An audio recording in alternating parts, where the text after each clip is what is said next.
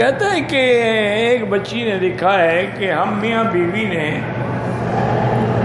Medical check up بھی کروایا ہے اور میڈیکل چیک اپ میں ہم دونوں ٹھیک ہیں، لیکن پھر بھی اولاد نہیں ہو رہی۔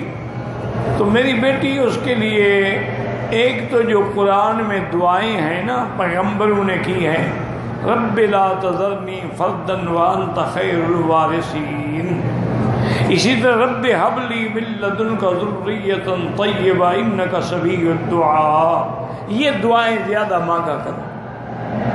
اور تیسری بات یہ ہے کہ جب بھی اللہ موقع دے میاں کو بھی بیوی کو بھی سورۃ یوسف پڑھ کے دعا کیا کرے، کم از کم ہفتے میں ایک دفعہ تو پڑھ لے، تو انشاءاللہ وما ذلک علی اللہ بعزیز، اللہ کے آگے کیا مشکل ہے۔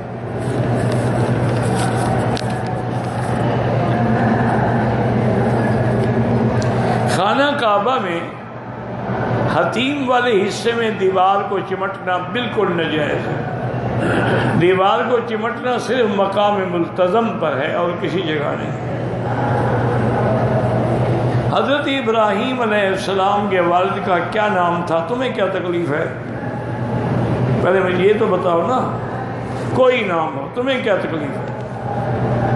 قیامت میں تم سے پوچھیں گے ابراہیم کے بعد، جب قرآن کہتا ہے اس کا لے ابھی آدھر، باپ کا نام آدھر تھا، پھر کیا جھگڑے کرنے ہیں کہ چاچا تھا فلاں، یا ابتے یا ابتے یا اب، سارا قرآن بھرا ہوا۔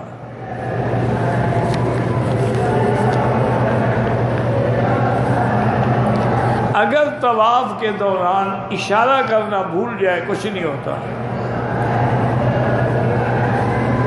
حضور کے چاچے کتنا تھے اللہ عالم،